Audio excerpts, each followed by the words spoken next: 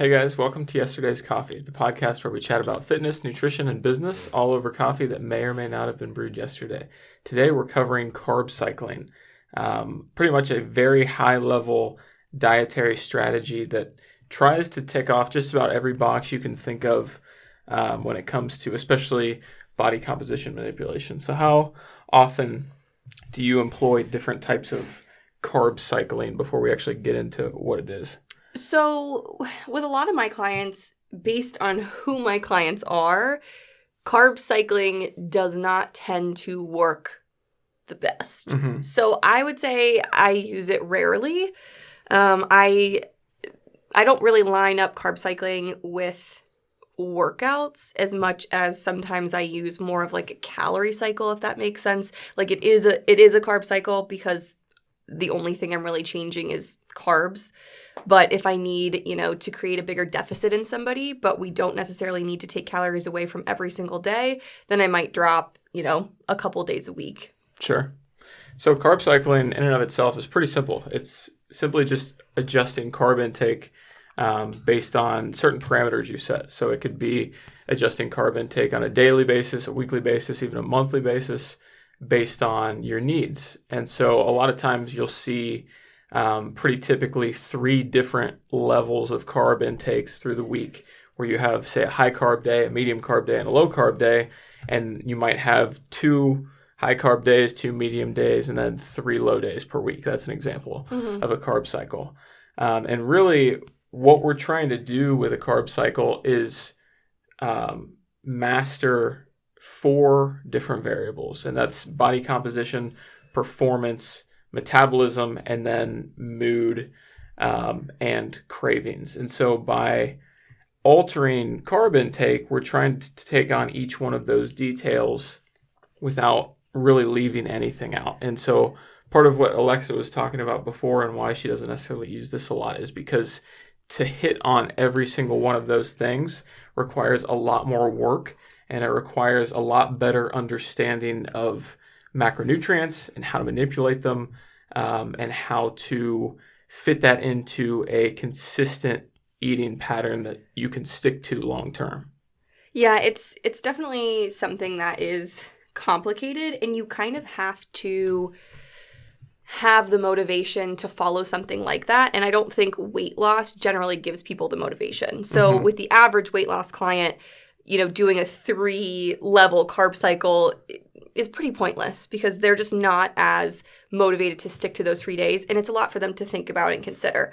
That's going to be completely different than a performance athlete, maybe somebody who is, doing bodybuilding or even just playing a performance sport where they are more motivated to follow something that's going to improve their performance. Yeah.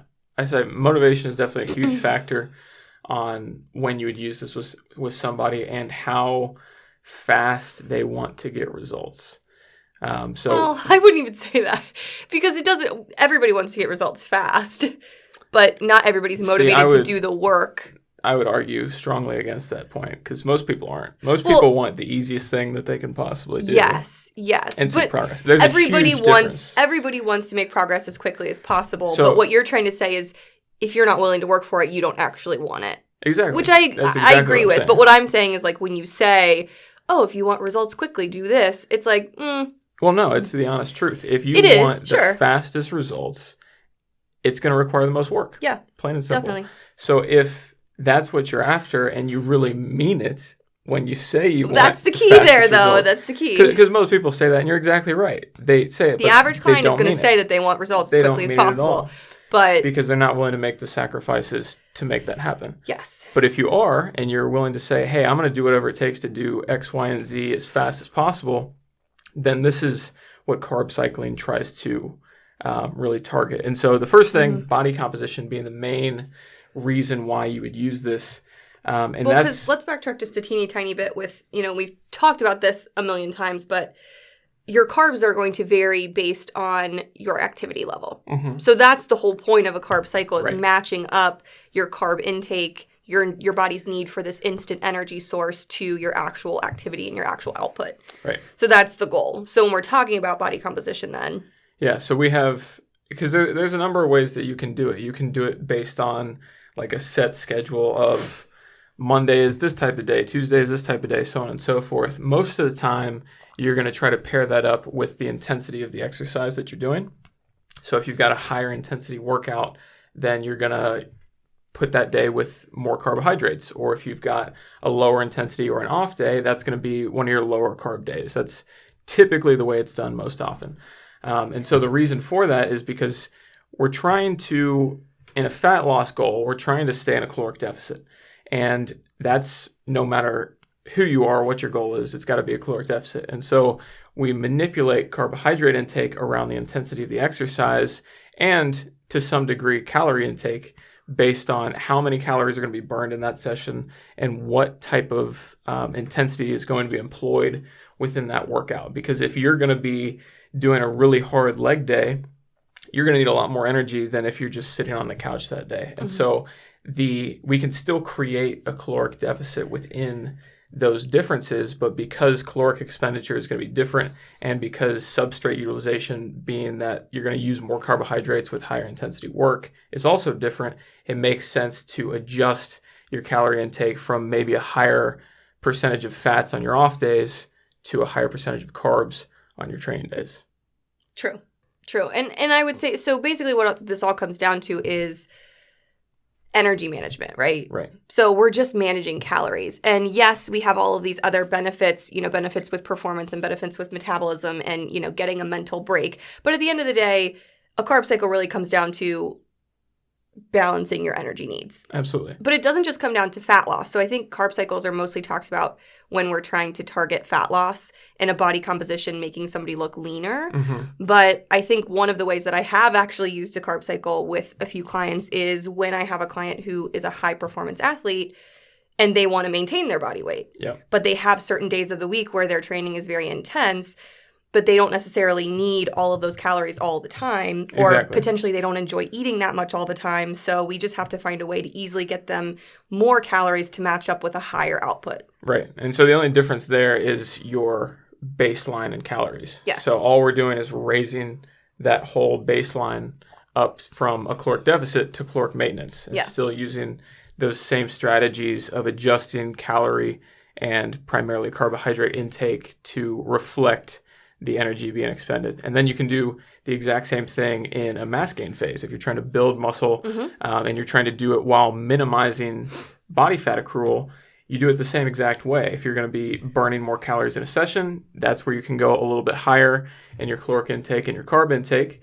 And another reason why that carb intake is so important on your higher intensity days is insulin sensitivity. So if you're going to be using a much greater degree of fast twitch muscle fibers, you're going through more intense activity, insulin sensitivity is going to be much higher. It's going to be able to utilize more carbs for those activities. You're going to be able to benefit from them to a much greater degree in the post-workout window as well. So it all kind of feeds together in more ways than one so that you can use a type of carb cycle for wherever you find yourself as far as body composition goals go. Well, and like I was saying before, because a lot of my clients, would not respond well to this type of micromanaged carb cycle where we have different levels and we have to target different grams on different days, that's kind of where I give that general carb cycle of, okay, we might have a couple days a week that are lower carb. I just kind of title them as being lower calorie days, where all I'm really trying to do is create a bigger deficit without cutting their food on a daily basis. Or, you sometimes have people who would rather eat more most of the days of the week. And that's where you can be a little bit more aggressive with 1 to 2 days a week, cutting their calories super, super low, just depending on somebody's lifestyle, what they prefer. Yeah, absolutely. And, they're just their normal habits. Like one of the simplest things you could consider a carb cycle is just doing higher calorie / carbs on training days, lower calorie / carbs on off days. Yeah. It doesn't even have to be a 3-day kind of cycle. There's no real definition for a carb cycle. No, it's literally just cycling. How you manipulate carbohydrates. Yeah. So like what you were saying before about performance is where, maybe we cycle carbs, but we don't necessarily change calories day to day. Yeah. And so that can be a different way to do it where you're keeping the diet isocaloric as a whole, but maybe because and there's a number of reasons you might do this. If you're somebody that is trying to maintain weight and you like, I don't even necessarily want to say simplicity, but maybe you just like having a certain quantity or volume of food in a day because it's a preference kind of thing. Then you can keep your calories the same and you can just change the percentage of calories from fats versus carbs on off days versus training days. And the thing about carb cycling is that the research is very lacking just because it's relatively new. It's not brand new by any means, but it's also incredibly difficult to really monitor, and like there just really haven't been a lot of studies looking at specific protocols over longer periods of time.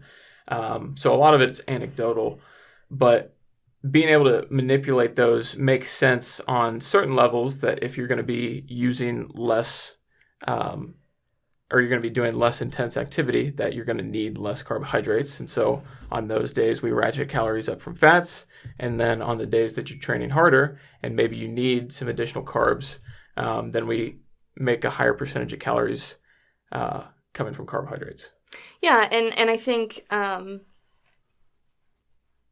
gosh, I just lost what I was going to say.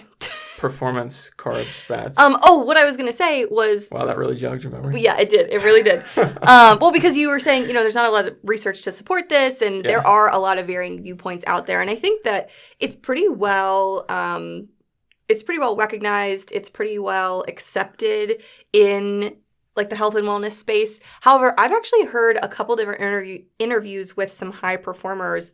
One was a bodybuilder. I don't remember who it was. And then another one was just like some sort of endurance athlete. And both of them mentioned how they didn't like carb cycles because, they were training so intensely that, they were trying to argue that their body actually needed those carbs on a rest day to recover and repair. Yeah, and that's another way to do it as well. Like you can do a carb cycle that's completely irrespective of the intensity that day and make it more of just like a certain time per week when you're reloading. Well, what they were saying is they just keep the same calories and macros every single day because they were trying to argue that their body still needs those calories. That's the way to do it. And their body still needs those carbs to repair. And so it's not necessary, is what I'm saying, even if you are a high performer. Right. And there are ways that you could even set up a carb cycle where your highest calorie, highest carb days are even off days. Like there are ways of doing that too. There's no set way of going about a carb cycle. It's more of trying to manage all of these different variables in a way that makes the most sense for you. Yeah, so in your lifestyle with your weekly routine and your workouts. Right. And so that goes to kind of that last point, the like mental break, food craving kind of thing. So in certain situations, it might make sense for somebody to put more of their calories on their hardest training days because maybe they like that. Or in other situations, maybe they just want a complete rest day where they can go eat even more than they normally are, but they've got that planned out in such a way that it makes sense and still contributes to their overall goals. That can work just as well, because at the end of the day, it really does come down to what you're doing in a span of a week and a month and a year. And even just getting into these tiny windows of time and looking at things at an hourly and a daily basis, it doesn't make that big of a difference, which is why you can see some similar levels of effectiveness. And I know I'm contradicting myself in a lot of different ways by saying that.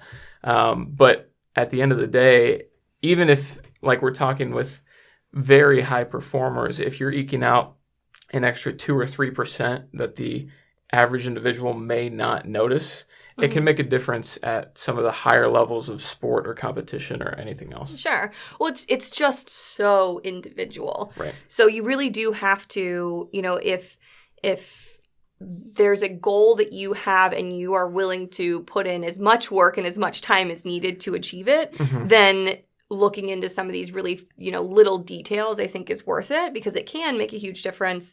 But you really do have to have the time to be able to kind of experiment with yourself to say, okay, based on what my weekly workouts look like, what time of day I'm training, how I feel during training versus, how much food I've had in that day. Because, I've worked with some people who like to have their higher calories on workout days because they train in the morning and they feel hungrier during that day.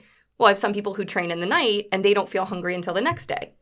But then you could also have somebody who trains at night who needs those extra calories earlier in the day to fuel that workout. Right. So it literally could go any way, and it really does come down to each individual person. Yeah. And I like to look at it on a weekly basis too. So if your net calories are going to be in a deficit over the week, you're going to lose weight. Mm-hmm. If they're at maintenance, you're going to stay the same. And if they're, and obviously there are other factors that go into this, but at a basic level. And then if you're over consuming on calories than what you're burning, you're going to gain weight. And so whether or not those levels of overconsumption or underconsumption happen on particular days, they're all going to kind of even out. And well, yeah, what we're talking about here is like the difference in a couple percentage points. Yeah. Well, because you don't see any true changes in weight or body composition happening on, an hourly or daily basis, right. Like you said. Yeah, it's so you do have to look broader. And that's the part that gets some people in trouble sometimes, right? Is because, they stay on their diet through the week and then the weekend happens and then they're like, oh no, like I can't lose weight. Mm-hmm. It's exactly what you said before, because it's not, your results aren't directly tied to each individual day. Mm-hmm. Yeah, and it's what you do most consistently. It's your habits. This is very much an example of how to get like the last few percentage points out of effectiveness out of a diet or out of training requires monumentally more work than the first 80-90% does. Absolutely. So like you're talking about working 2 or 3 times as hard to eke out that last 5 to 10%, which in the vast majority of cases is not necessary. But like I was saying in the beginning, don't want to do it. Right. Like I was saying in the beginning, that's why athletes are athletes and the rest of us, yeah, myself included, are not. If you really want to make the best progress the fastest, then you're going to be somebody that's looking at each of these variables and tuning them based on how you see your body adapt to them and how you like them. Mm-hmm. Preference is a huge piece. And so that last major point that a lot of people think of when it comes to carb cycling is metabolism. And so this is something that we do see a lot of, where if somebody has been chronically dieting for a very long time, they've kept their calories super low for a very long time, their metabolism starts to slow down to compensate. And if you start employing carb cycling protocols where you're also manipulating calorie intake, then you help to mitigate that to some degree, because you're going to have instances where greater amounts of calories are coming in. And calorie intake is the single biggest factor in metabolism manipulation. Because your body will adjust to the amount of food that you take in, right? That's just how your body functions. It tries to keep you alive, and so it will slow down or speed up based on the amount of fuel you give it versus the jobs that it needs to get done. So diet breaks, I would say, or, periods of reverse dieting, high calorie days, cheat days, whatever you want to call them. There are so many different ways to do it, just like with carb cycling, but they can be super, super helpful with the metabolism, and that can also be another thing that helps you eke out that last couple percent. If you're, if you have a very specific goal. I'm assuming it hasn't been done, but I think it'd be interesting to see changes in resting metabolic rate double-blind study, where you take a carb cycling protocol group and a like static caloric deficit group, and see if there's any differences in RMR net change from beginning of the diet to the end of the diet if you calculate a equivalent caloric deficit at a weekly basis for each group. You see what I'm saying? Oh, yeah. So you're thinking, like, is there going to be a difference between those people whose metabolism is kind of jumping up and down with the carb cycle? Is the carb cycling group going to minimize any the change? Amount of degradation in RMR? That's interesting. I don't know. I would think not, if the total weekly calories are the same. Someone gives me some funding, I'll put it together. Right. And some willing participants. That would be interesting. That would definitely be interesting. Because that's really what this is trying to say, is that if we compare it to that type of static group, that you'd improve. Yeah. To my knowledge, there hasn't been a study done. I didn't really look for one, to be fair. Never heard of one being done. I think that would be really interesting. Yeah. Very interesting. So carb cycling, we've got all these benefits. We've got all these reasons to do it. What are some of the drawbacks? We already touched on this a little bit. One of the big ones is difficulty. It's so difficult. So like it's so difficult. If you don't have a basic understanding of calculating macronutrients and then coming up with meals based around those macronutrients, then add 3 other types of days to the mix, and you can see how confusing this can get. I've never given someone a 3-day carb cycle, I'll be honest. Not a single person? Not a single 3 days? No, because that's way too much effort. I've had some guys on like 5-day cycles. That to me starts to get too picky, and I would argue against when like we're trying to the efficacy of that. The last few things. Well, and I've done that in a few cases where we're at the end of a fat loss journey, 6 days a week of training, 2 leg days per week, a refeed in there, couple different variations in the intensity per day. It's the ultimate minutia for like gym nerds that love that stuff. Again, I've never had, I think I've done that. We have 2 different, types of clients that we see. My clients are not those people. Yeah. Like my clients, it's sometimes a struggle to say, okay, I would like you to have 2 low calorie days every week. Like here's your calorie goals. Here are your macros. And that's just like mind blowing for them. Well, and so the real reason I even take it to that isn't because like these 100 calorie differences are making a difference day to day. It's more of how can I eke out the greatest caloric deficit at a weekly rate. Well, yeah. And so I'll tune that to whatever the lower intensity training day is of the week. We'll just go a little bit harder and a little bit harder and stagger things up or down from there. So that's where that comes from. It's definitely not something long term. I mean, I think we ran it for like 2 or 3 weeks. Yeah. Well, the other thing it requires, though, is for somebody to be so consistent at their macros on a daily basis anyway. So if you have clients who swing 100 to 200 calories on a daily basis, a carb cycle is really not going to do anything for them because they already have a natural swing. Yeah, unless your carb cycles are pretty large. That's what I'm saying. So like when you're talking about that minutia, that person has to already be so tuned in that their macros are perfect, and likely they have to be eating pretty much the same thing every single day to have that level of consistency. And most of my clients, our focus is flexibility and, I would say that's the next biggest, I guess you would call it negative in a lot of people's eyes, is the lack of it's not lack of flexibility. You can be flexible, but you just have to spend a ton of time figuring it out. So if you want unique meals every single week, then you've got to spend a solid hour every single week planning out what the carb cycle is going to look like. Yeah. So it's just that much more work, and that's what any diet really comes down to is how much time do you want to devote to variety versus how much time do you want to save and eat similar stuff. I'm definitely in the camp of eating similar stuff. Well, and again, that's why you probably use this more with your clients than I do with my clients. So it comes down to what's more important to you. If you want more variety and less time preparing it, then you're either out of luck or you hire somebody to prepare your food for you. But you still have to have the plan is the thing. Like you still have to have the plan for what those days are going to look like. Right, exactly. Whether you prepare them or you have someone else do it. Right, so, there's no way to get around it. No, this is a time-consuming process. And even if you have a coach who gives you what those macros are supposed to be, again, that coach is generally not giving you, unique meals throughout the entire week, every single week, throughout the whole month. So you're still going to have to put in a significant amount of time and part on of your own. Wanting that flexibility is knowing how to do it yourself. So after a certain amount of time, you understand how foods go together and what you can do to change up your day.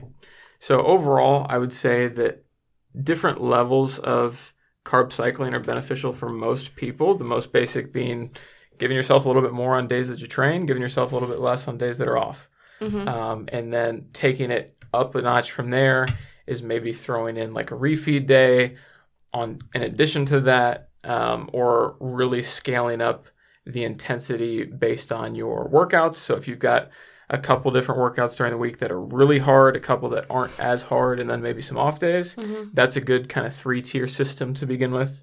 But otherwise, you don't necessarily need to do it. You can do static diets and see really good progress. Well, and like the alternative to this too would be potentially doing some cycles of intermittent fasting. So if you are not the person who necessarily needs to line up grams of carbs with different activities, or you're just looking to have better energy control throughout the whole week, a way to look at having like lower calorie days would be to, have those days be days of intermittent fasting where you just shorten your eating window. Yeah. As opposed to trying to plan out what those meals are going to look like and cutting down the calories in each meal, cutting down the carbs in a certain way. That's a way to make this really approachable and easy, is to say, actually, like 2 to 3 days a week, you're going to skip breakfast. Yeah. That's a good way to do it. So that can sometimes be an easier way to approach this if you're just looking for another easier way to manage calories, but not specifically carbs or, that's not necessarily performance-based. That would be more just weight-focused. Yeah. So, thank Awesome. you guys for tuning in. Hope you enjoyed this week's episode. If there's anything you'd like us to cover in the future, feel free to reach out to myself at hypertrofit.com, and you can find Alexa at therooted.com. We'll see you guys again next week. We'll see you guys next week.